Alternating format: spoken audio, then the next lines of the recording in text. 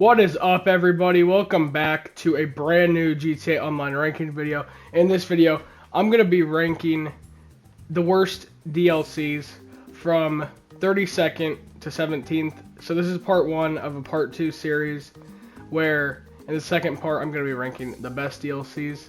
And so the criteria I'm using is content that was added / removed, what vehicles were added, is the money / like jobs any fun or good, and also if there was any weapons added. So yeah, let's just get straight into it, starting off with number 32. Okay, so for number 32, we got the flight school update, which it only added the new flight school jobs, or I guess missions, if you want to call them that. I don't really know what they are exactly. And for the vehicles, they added the Bursa, which I believe is a jet, or like a plane. Coquette Classic, which is a car. Milljet, which is the plane. And Swift, which is just a helicopter. So overall, no weapons were added. Semi-decent, like, missions, or adversary modes, or whatever they're called. And only one vehicle that you can actually, like, drive around. So overall, very terrible. And yeah, that's why it is last on the list. Let's get into the next one. Coming in at number 31, we have the Beach Bum update, which came out. This is actually the first GTA DLC and came out in 2013. And so only four cars came out with this update, which is the Bifta, which is a semi-underrated off-road vehicle, Kalahari, Paradise, and the Speeder, which the Speeder is a boat. And for the weapons, it came with a broken bottle and an SNS pistol. And so for the actual like money making, there was only 30 jobs. So it didn't really add anything too significant. But it is the first GTA update, so I did cut it some slack and I didn't put it dead last. So yeah, let's get into the next one. For the next one, we have the second official GTA update. It is the Valentine's Day Massacre Special, which came out in 2014. Only one vehicle was added, which is the Roosevelt, and one weapon, which was the Goonsberg Sweeper, and also 10 jobs were added. Honestly, I do like the Roosevelt more than the other vehicles, and I think the Goonsberg Sweeper is better than the SNS pistol, so that's why it is higher, even though there is technically less content. I mean, give or take, like, I could see anybody interchanging these first, like, 5 or 6. So, yeah, let's get into the next one. Coming in at 29th, we got the I Am Not a Hipster update, which came out in 2014. And this update gave us the Dubsta 6x6, the Glendale, the Benefactor Panto, the Blade, and the Rhapsody, which the best out of those honestly might be the Panto. That's actually some good customization for what it is. Yeah, and for the weapons, the antique cavalry dagger and the vintage pistol were added, and also 12 new jobs. So overall, still not great, but this is probably the best one we have so far on this list. And like I said, the updates are just going to keep getting better and better and better. So yeah, on to the next one. At number 28, we have the Cunning Stunts update, which really just brought races, but for the vehicles, we have the ETR R1, the Tyrus, Lynx, Drift Tampa, which now has drift tuning, and that's actually a pretty decent drift car, I'd say. Like it's okay. The RE7B, and also no new weapons. So yeah, that was kind of unfortunate, and the only reason I put this one so low is because I think this came out around like 2017. Like nobody was really doing races like back then either. And also there was no weapons added, and yeah, it was just some cars. Some of those are decent, like the Lynx, but other than that, nothing too notable came out of that update. So yeah, on to the next one. For the next DLC, we got at number 27, we got the business update, which brought 4 new vehicles, those being the Alpha, Jester, Turismo R, and the Vestra. Also, 2 new weapons were added, those being the heavy pistol and special carbine. Also, jobs were added. So the reason why this one's higher than something like Cunning Stunts was because I think the special carbine is actually one of the best ARs in the game. So I think that kind of carries it just a little bit. And yeah, but like I said previously, you can interchange any of these. Like, yeah. Let's get on to the next one. At 26, we got Southern San Andreas Super Auto Sports Series. And for the money / jobs, it just added races once again. And yeah, so for the vehicles, they're actually somewhat decent. You got the Entity XXR, the Type-In, Cara, Tyrant, and Flash GT. But overall, no weapons were added, and it's just races again, which I guess some people might want races. And also, for the vehicles, I forgot to mention this in the intro, I'm just counting the top 5 vehicles that came out in each update, so I might have missed one that is better than a different car. My bad.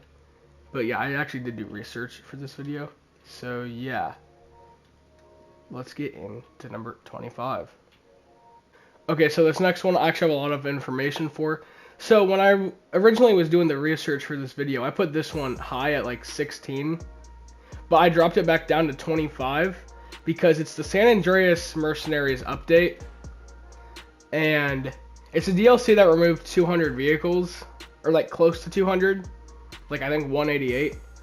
So a little bit of information. So this DLC saw an upgrade for the Avenger, but the payouts aren't really that great. And it also saw the addition to the junk energy time trials, which pay you around 50k per day if you do them. And yeah, so the top 5 vehicles added are the Raiju, GTO Stinger TT, Buffalo EVX, I can't talk, La Carew, Monstrosity, and yeah, like I said previously, the worst thing about this DLC is they removed 200 vehicles. And it did add actually a pretty good weapon, that being the tactical SMG. I know that's one of my favorite spray weapons in the game. So yeah, overall not good payouts, but the cars really make up for it, or like the cars they added, I should say. Yeah, so that really makes up for it. And yeah, on to the next one. I'm going to be completely honest, I don't know why this one is this high for number 24, but we got the Independence Day Special. And so for the vehicles, we got the Liberator and the Sovereign, which the Liberator is a monster truck and the Sovereign is a motorcycle. And we also got 7 low-end apartments, which, meh. Then we also got the firework launcher, musket, and handheld fireworks, which are actually very rare now. I think they took them out, though, like out of people's inventories. And also 3 new jobs were added, but honestly, I probably shouldn't have put this one at 24, so my bad there.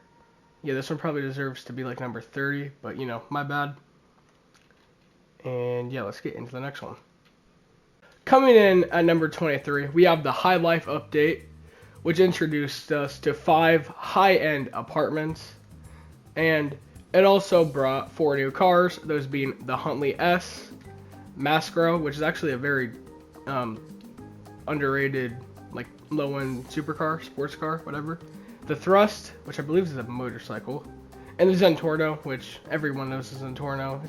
It's still one of the best cars today. Well, like, not one of the best, but like, you know, top 50 probably. And yeah, it's only 700k too. And the Bullpup rifle was also, or maybe that's Bullpup. Bullpup rifle was added, and also it's just some new contact missions and races. So overall, for the money, we haven't really seen anything too great so far. And yeah. Coming in at number 22, we have the Last Team Standing update, which the cars added were the Hikachu, which is a very good stunting bike, the Ferraro GT, and Innovation. I might have typed that in wrong. For the weapons, we got, okay, here's where this DLC carries with the weapons. For the weapons, we got the heavy shotgun, which is an auto shotgun. It's actually very good. And the marksman rifle, which if upgraded to the MK2 version, it becomes a lock-on sniper. and it is actually very, very good when it's upgraded to that. And yeah, also death matches were added, which are actually decently fun, surprisingly. And yeah, let's get into number 21. Okay, so for 21, I put two DLCs together. It's Ill-Gotten Gains Part 1 and Part 2. And so Part 1, we got the Luxor Deluxe, which is the gold plane, which is like $10 million. The Osiris, Sterling GT, Swift Deluxe, which is the golden helicopter, Vigero, and Windsor. And also we got the Combat PDW, which is a mid-gun.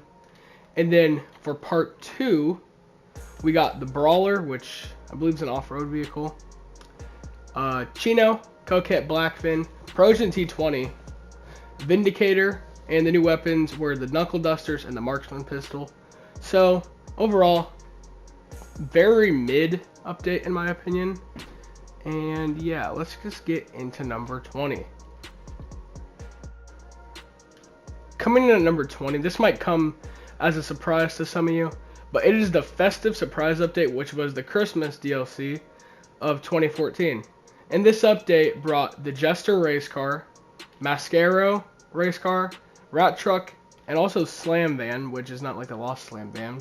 I don't really know which one that is, but I'll obviously have a picture up on the screen right now. And also, this is the first time snow was added, so that's a pretty big deal nowadays.